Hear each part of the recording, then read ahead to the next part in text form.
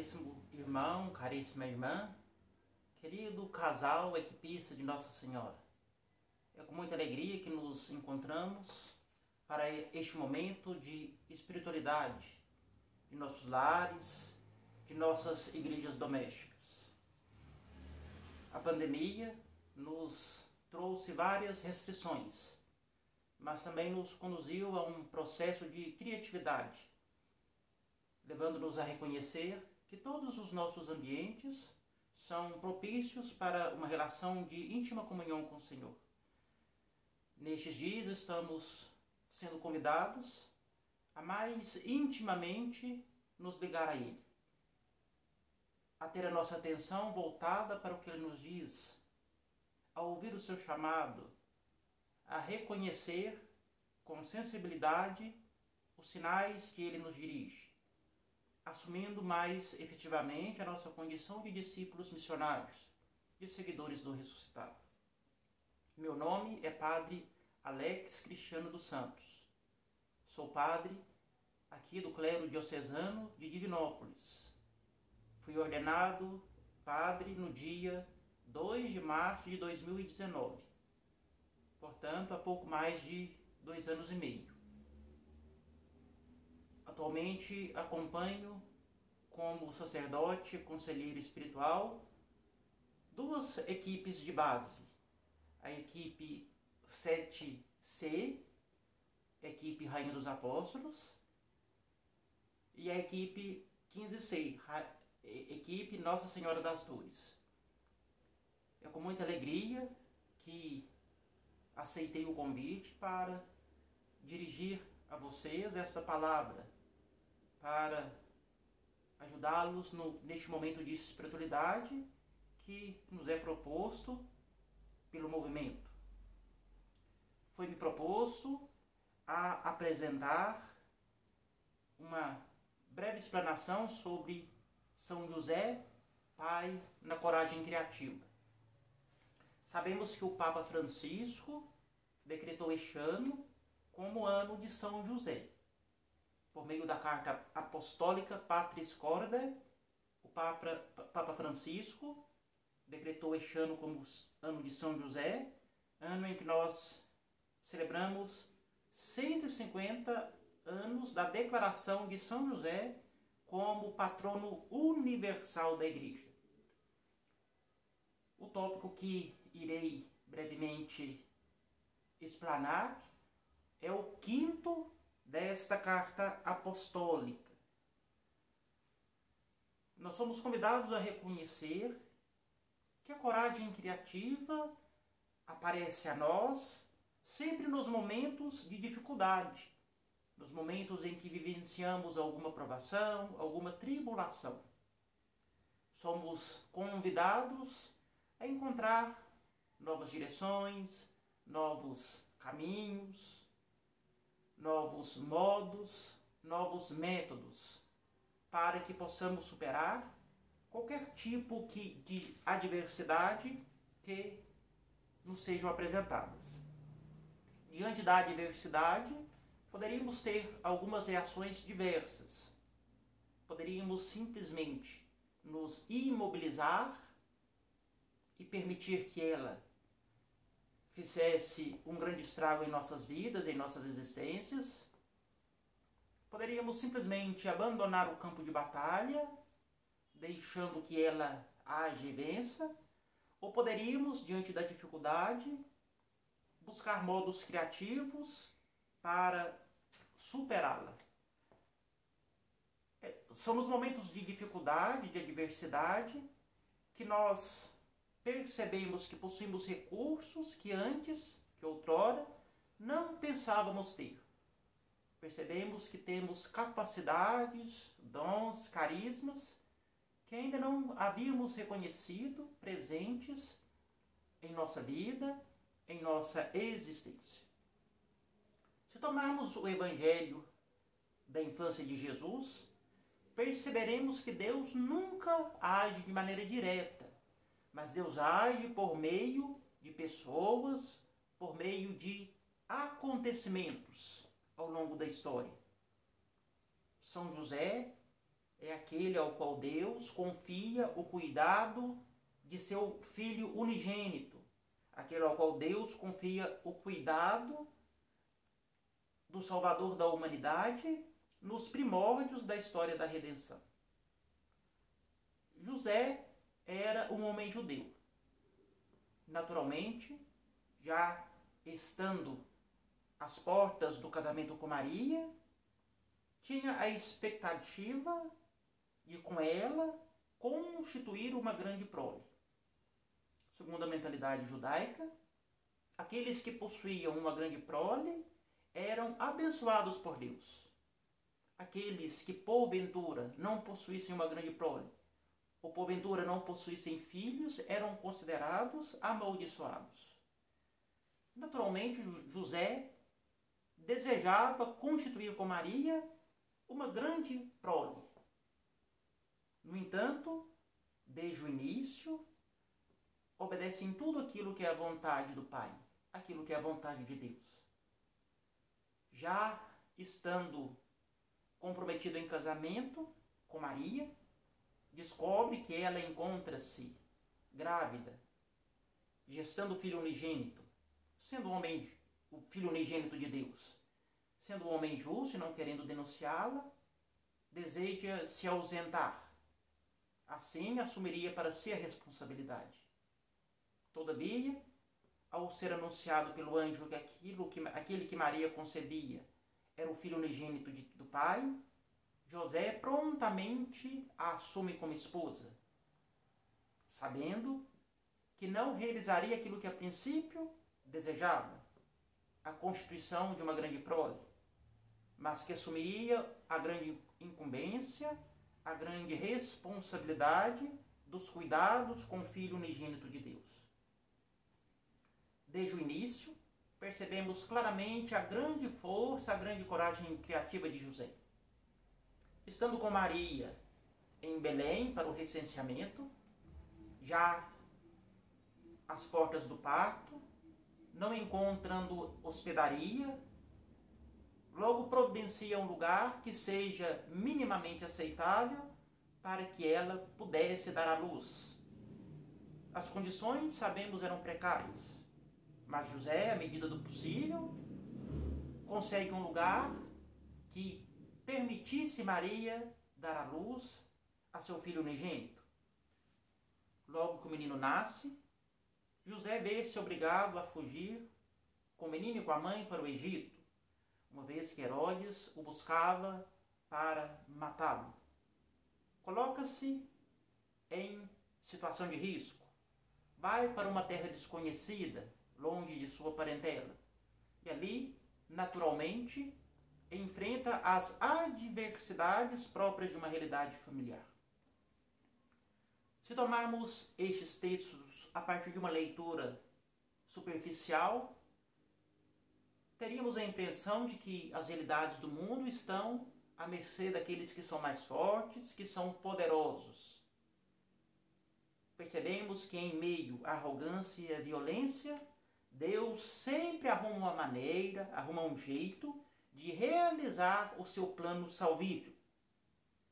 Em meio às dificuldades, Deus sempre nos ajudará a salvar aquilo que mais importa, aquilo que é o essencial, desde que nós usemos a nossa coragem criativa, assim como o carpinteiro de Nazaré, transformando problemas em oportunidades.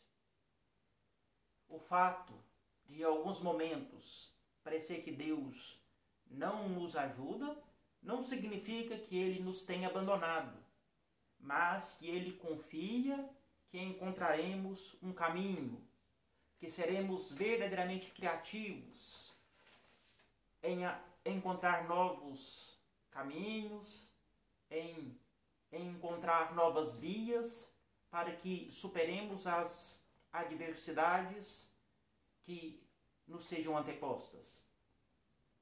Se tomarmos as Sagradas Escrituras, encontraremos também outros relatos em que está fortemente presente a coragem criativa. Tomemos o Evangelho redigido por Lucas, no seu capítulo 5, nos seus versículos 17 ao 26. Aqui encontraremos. Certo dia, Jesus estava ensinando na presença de fariseus e doutores da lei, que vieram de todos os povoados da Galileia, da Judeia e de Jerusalém. E o poder do Senhor estava nele, para fazer curas. Alguns homens trouxeram sobre uma maca um paralítico e tentavam levá-lo para dentro e colocá-lo diante de Jesus.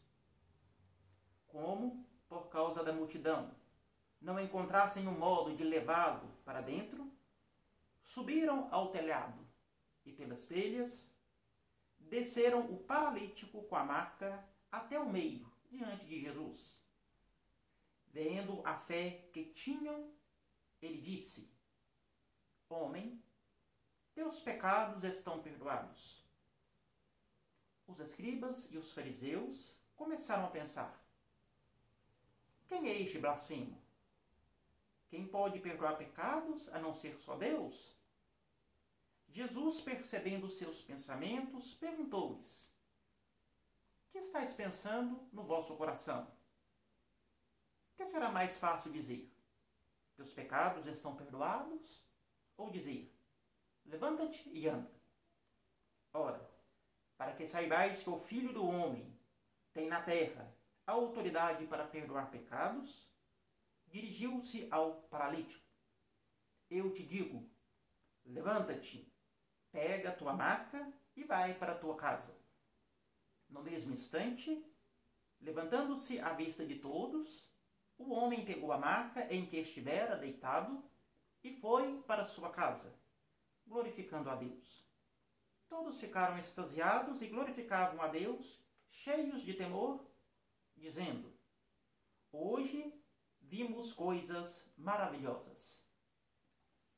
Nessa narrativa, percebemos claramente a presença de uma forte coragem criativa.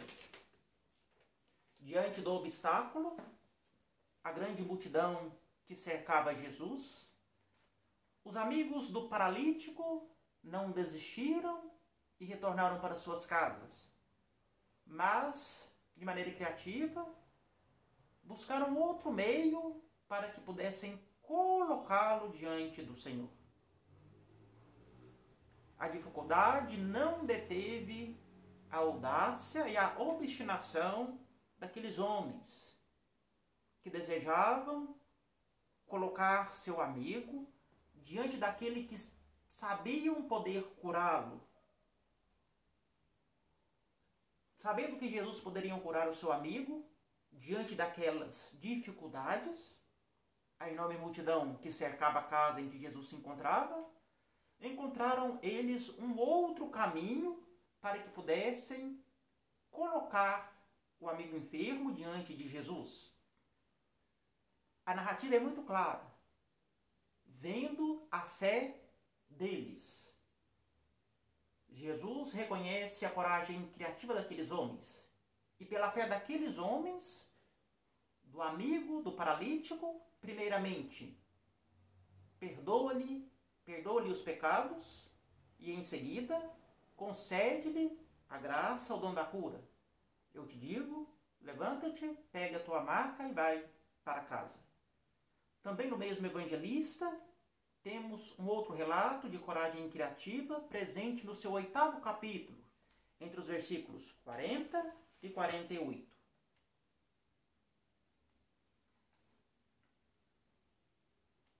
Aqui, o escritor sagrado nos narra: quando Jesus voltou, a multidão foi recebê-lo, pois todos estavam esperando por eles. Veio então um homem chamado Jairo, um dos chefes da sinagoga, e caindo aos pés de Jesus, pediu-lhe que fosse à sua casa, porque tinha uma única filha de uns 12 anos, e ela estava morrendo. Enquanto Jesus ia caminhando, a multidão o comprimia. Havia uma mulher que por 12 anos sofria de hemorragia e tinha gasto toda a sua fortuna com médicos, sem que alguém conseguisse curá-la. Ela, por detrás, aproximou-se de Jesus e tocou na borla de seu manto. No mesmo instante, a hemorragia estancou. Jesus então perguntou: quem foi que me tocou? Enquanto todos negavam, Pedro disse: Mestre, as multidões te apertam por todos os lados. Jesus, porém, disse: alguém me tocou. Eu percebi uma força saindo de mim. Aqui também temos, mais uma vez, a presença da coragem criativa. Aquela mulher que sofria de uma enfermidade já há 12 anos e que não havia encontrado ninguém que a pudesse curar, busca uma forma de colocar-se diante de Jesus, com a fé de que se pelo menos tocasse a borla de seu manto, seria curada. Logo, que toca a borla do manto de Jesus, sente-se livre da enfermidade que a afligia. Jesus, como no relato anterior, que aqui apresentamos, estava também cercado por grande multidão. Por isso ela precisou de buscar uma alternativa para a relação de intimidade com o Senhor, de intimidade com aquele que era capaz de salvá-la. Vai, tua fé te salvou. Também ela fora salva pela coragem criativa que manifestara. Não sabemos quanto tempo José teve que permanecer com o menino e com a mãe em território estrangeiro, no Egito. Naturalmente, tiveram que buscar casa, emprego, providenciar o de comer, o de beber. Naturalmente, passaram por todas as dificuldades que eram próprias das famílias daquele tempo. Passaram também as dificuldades que eram próprias dos migrantes, daqueles que encontravam-se longe de sua terra natal, longe de seus parentes. No fim de cada acontecimento, que nós temos José como protagonista, o Evangelho sempre observa que ele levanta, toma o menino e sua mãe e faz o que Deus lhe ordenou. Deus confiou a José os cuidados de seu filho. Maria também se confiou aos cuidados de José. São José é o patrono universal da igreja, porque esta é o prolongamento do corpo de Cristo na história. De José devemos aprender o espírito de cuidado e de responsabilidade. Neste tempo de pandemia, nos vimos também obrigados a lançar mão da coragem criativa para que pudéssemos continuar amadurecendo e manifestando a nossa fé. Lançamos mão dos meios digitais de comunicação para que pudéssemos manter o contato, a relação com nossas comunidades de fé, com aqueles que são nossos. Reuniões, celebrações transmitidas, momentos de espiritualidade, como este que nos é proposto, momentos de formação. Nos vimos obrigados a lançar mão de um instrumental que já aí se encontrava e que não era plenamente por nós utilizado. A pandemia, com as restrições próprias dessa realidade, fez com que, nos utilizando da coragem criativa, encontrássemos outros caminhos, outras vias, para que continuássemos no nosso discipulado, para que continuássemos em nossa missão de seguidores do ressuscitado, de anunciadores do reino. Neste momento de espiritualidade, também me foi pedido para falar um pouco sobre a regra de vida. A mística das equipes de Nossa Senhora nos apresenta 6 pontos concretos de esforço, conhecidos também como PCEs. A escuta assídua da palavra, a oração pessoal, a meditação, a oração conjugal, o dever de sentar-se, a regra de vida e o retiro. Para que a gente possa falar sobre regra de vida, para que a gente possa melhor compreendê-la, é preciso que nós conheçamos as etapas que levaram à definição dos PCEs. Num primeiro momento, o movimento apresenta a regra, que ainda não era regra de vida. Essa regra aponta alguns pontos que são importantes, que são fundamentais para a vida espiritual dos casais equipistas. Os pontos eram a frequência dos sacramentos da reconciliação e da Eucaristia, a oração pessoal e familiar e os primeiros esboços do dever de sentar-se. No ano de 1947, o Estatuto propõe uma série de obrigações, entre elas a regra de vida, que não era nada mais que a participação nos sacramentos da reconciliação e da Eucaristia, a oração e a leitura espiritual. Já no ano de 1970, a regra de vida é redefinida de maneira mais ampla, abrangendo aspectos espirituais e humanos da vida do casal.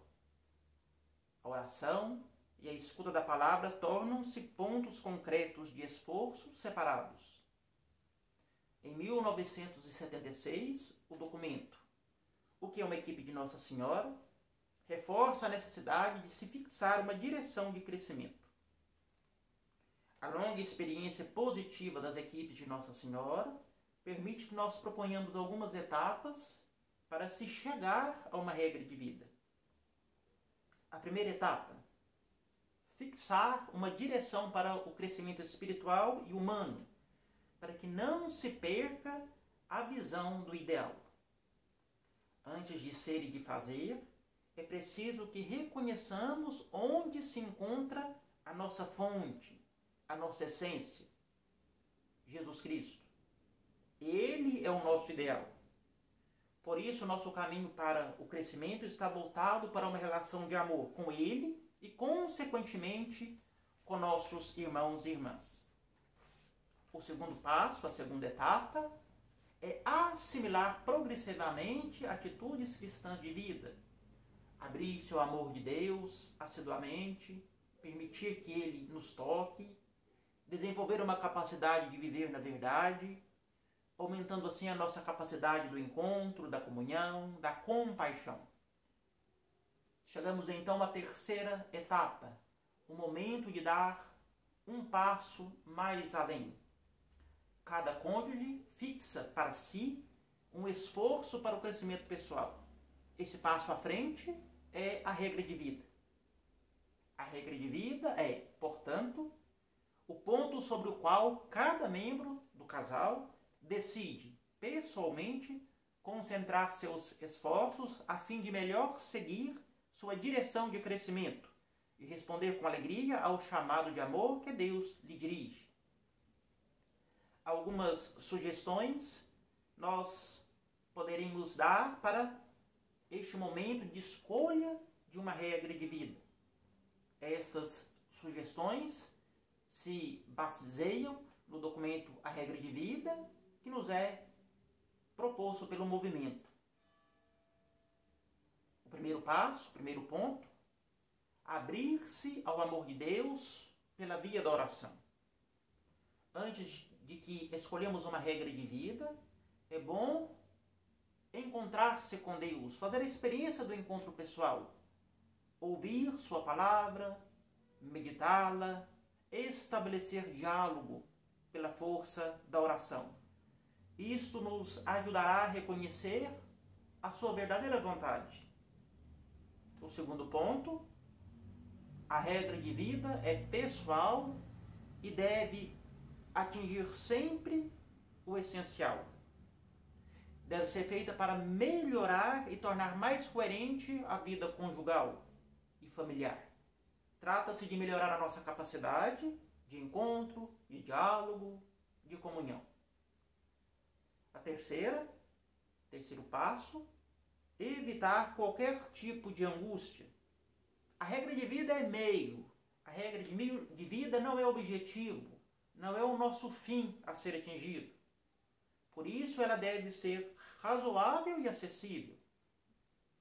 De pouco nos adianta uma regra de vida que seja demasiadamente elevada, que nos crie grande dificuldade para atingi-la. Por isso, ela precisa ser algo passível de ser atingido. O quarto ponto, a regra de vida deve ser revisada uma vez por mês. Essa revisão vai nos ajudar a visualizar o caminho percorrido. A regra de vida deve ser mudada quando o objetivo for alcançado ou quando nesta caminhada surgir uma nova necessidade. Cada um terá a sua regra de vida. Ela pode abranger vários campos da vida, conjugal e familiar. Em todos eles, a descrição deve ser sempre preservada. É preciso que evitemos que algo íntimo, algo pessoal, seja revelado sob o pretexto da ajuda mútua fraterna. Por isso, é importante que a equipe saiba que cada membro possui uma regra de vida e se esforça para segui-la, mas não é necessário que ela seja revelada, nem que seja revelada a forma pela qual essa regra de vida é seguida. Nós também, a partir do documento A Regra de Vida, que nos é proposto pelo movimento de equipes de Nossa Senhora, podemos dar alguns exemplos concretos de regra de vida, que podem nos ajudar para que a gente faça a escolha da nossa. Por exemplo, no campo da vida espiritual, se temos dificuldade em encontrar tempo para a nossa oração pessoal, para a escuta da palavra, para a meditação, colocaremos como regra de vida a disciplina de se criar um ambiente e um tempo que nos propicie essa relação de intimidade com Deus. Por exemplo, se temos alguma dificuldade no que diz respeito à formação espiritual, dificuldade em compreender, por exemplo, os textos da Bíblia e interpretá-los corretamente, como o faz o magistério da igreja.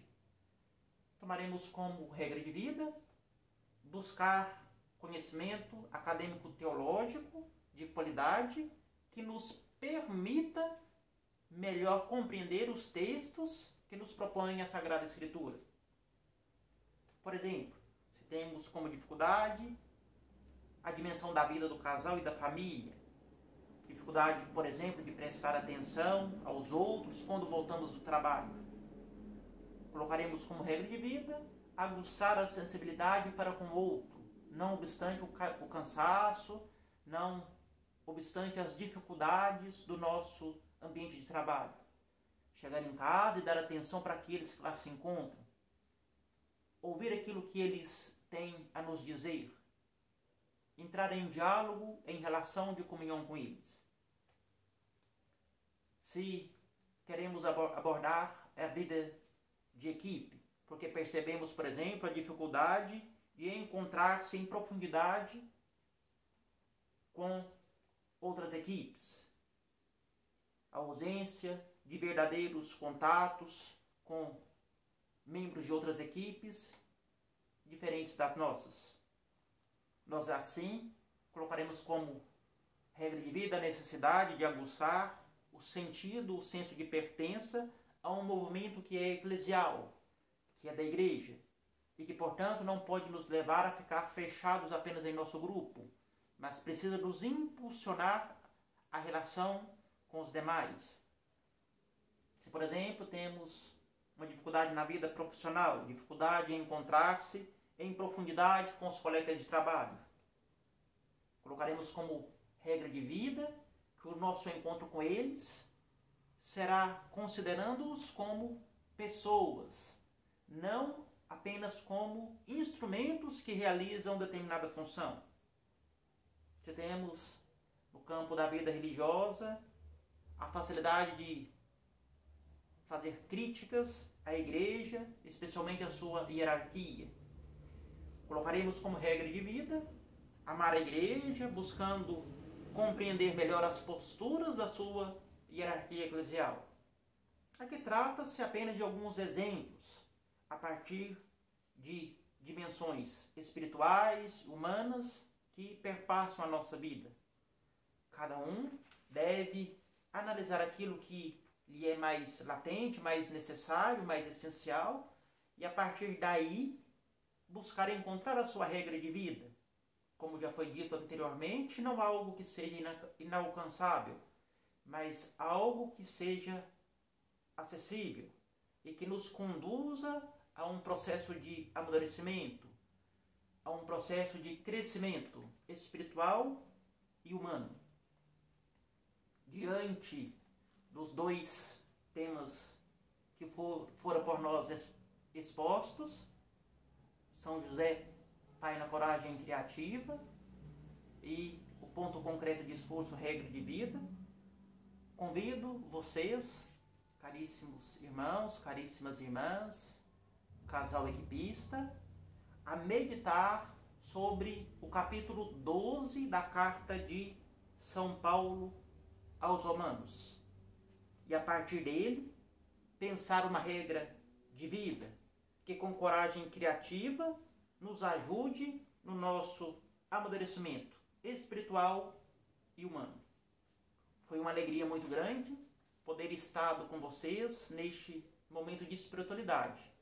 Desejo que esta breve explanação os ajude neste momento em que propomos nos silenciar para nos colocar na presença do Senhor, reconhecendo aquilo que Ele deseja para cada um de nós. Agradeço a oportunidade de estar aqui com vocês. Colocarei vocês em minhas orações. Peço também que rezem por mim, por minha vida, por meu ministério. Que Deus os abençoe e os guarde. E que este tempo de espiritualidade seja verdadeiramente um tempo fecundo. O Senhor esteja convosco. Ele está no meio de nós. Abençoe-vos Deus Todo-Poderoso, Pai, Filho e Espírito Santo. Amém. Que Deus vos abençoe e vos guarde. Fraternal abraço.